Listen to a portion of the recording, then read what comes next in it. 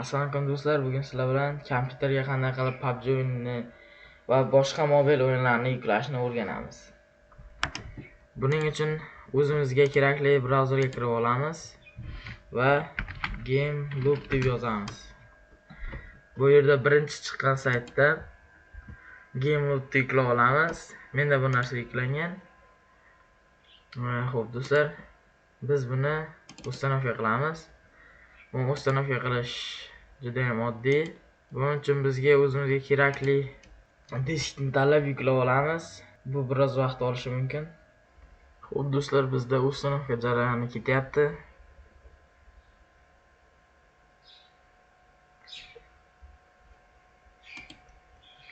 Biz GameLoop yuklab bo'ldik. Xo'p do'stlar, endi PUBG Mobile o'yinini yuklab o'ynab test qilib ko'ramiz. Bu yerda PUBG ni ustanovka qilamiz. Bu yerda juda ko'p mobil o'yinlarni yuklasak bo'ladi. Buning misolida Call of Duty bor. Va yana bir qancha mobil o'yinlar. Free Fire bor. Biz PUBG ni yuklab olamiz. Bu ham biroz vaqt oladi.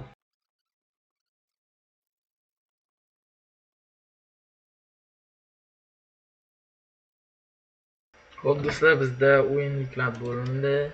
Endi buni ishga tushirib o'ynab ko'ramiz.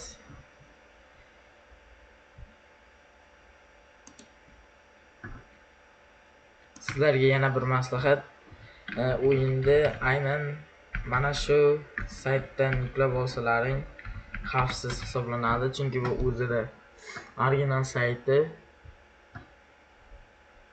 Aynan mana shu yerdan yuklab olsalaring bo'ladi. Bu yerda telefondagi barcha o'yinlar bor. Bemalol yuklab olsalaring bo'ladi. Aynan mana shu sayt. GameLoop. Bizda o'zi o'yin kiryapti. Bu narsalar kerak emas bizga. Nastroykasi oddiy novichok igroklarning nastroykasidan bo'ladi.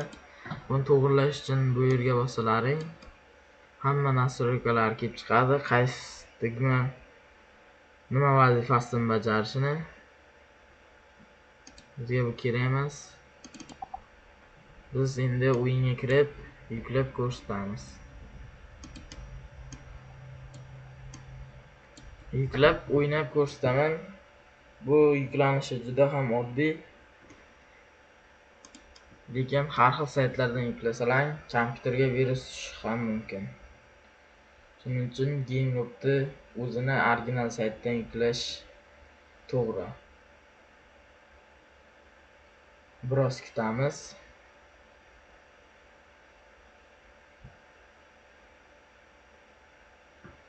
Yana bir savol tug'ilishi mumkin. Bu Global PUBG bilan bir xil bo'ladimi deb. Bu Global PUBG bilan bir xil. Telefonda o'ynaydigan o'yinchilar bilan ham bemalol o'ynasangiz bo'ladi. FPS bu kompyuter xarakteristika. FPS nimaga bog'liq desalaring, kompyuter xarakteristika.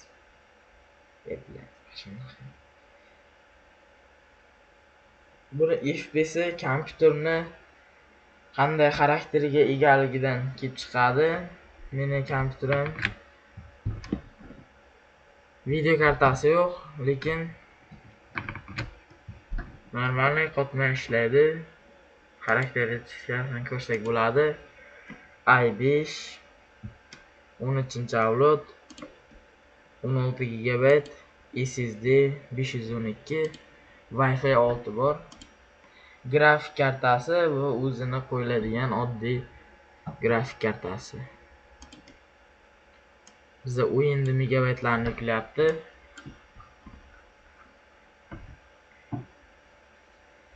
O'yinni megabaytlarni yuklab bo'lganda o'yinni megabaytlarni yuklayapti. Xo'p do'stlar, bizda megabaytini yuklab oldi. Endi o'yinga kiramiz. Qayta yangilanadi. o'yinda test ham qilib beraman. Telefonda ochilgan akkaunt orqali.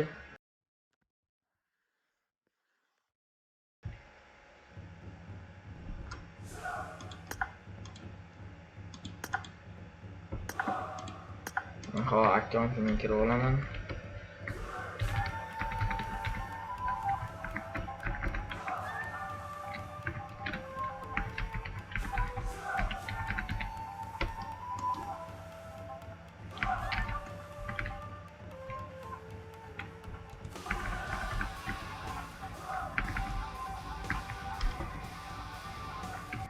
Biz akkauntga kirib olamiz.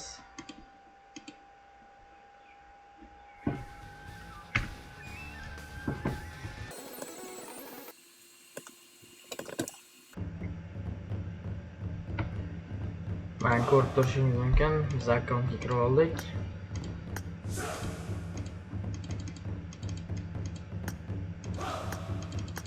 Kompyuterda qanday nastroykasini o'rganamiz deganlar uchun, deb so'raydiganlar uchun bu yerda aynan mana shuni bossak, ya'ni mana shu tugmani bossak, bizga o'zi ko'rsatadi nastroykani, qaysi tugma nima ish bajarishini.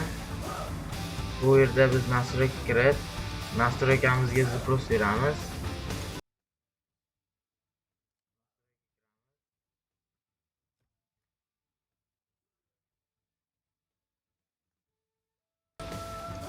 Nastroyka kirib, nastroykamizga zaпрос bersak, novichoklarda nastroykasi bo'ladi. Endi bir nastroykani ko'rsak, bu yerda qaysi tugma nima qilishini ko'rsatib qo'ygan. Bu otishlar hammasi, bu nimaga otishda o'qda o'zi turibdi desalaring, chunki bu mishkani chat tugmasini bossalaring bu otadi, o'ng tugmasini bossalar mo'ljalga oladi. Bu yerda bemalol ko'rishingiz mumkin. O'zingizga moslashtirsangiz ham bo'ladi, bu yerga o'tkazib. Lekin bizga kerak emas. Va shu oddiy nastroykaga qo'yib saqlanib turib chiqamiz. Agar ekran shunaqa bo'lib turgan bo'lsa, F11 tugmasini bossak, ekran kattalashadi. Bundan men sizga o'ynab ham ko'rsatishim mumkin. Oddiy narsada. Bu yer global bilan to'g'ri kelmaydi desalaring, bu yerda globalga kirib ko'rsak ham bo'ladi. Bironta tadbirga ko'rib ko'rishingiz mumkin, globalda ishlayapti.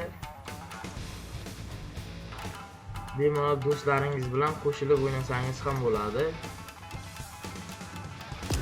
Bu yerda do'stlar bilan o'ynasa ham bo'ladi. Video yoqqan bo'lsa, videoga like bosib, obuna bo'lib qo'yishni unutmang. Keyingi videoda qaysi o'yinni ustanovka qilishni o'rgatishimni kommentga yozib qoldiring.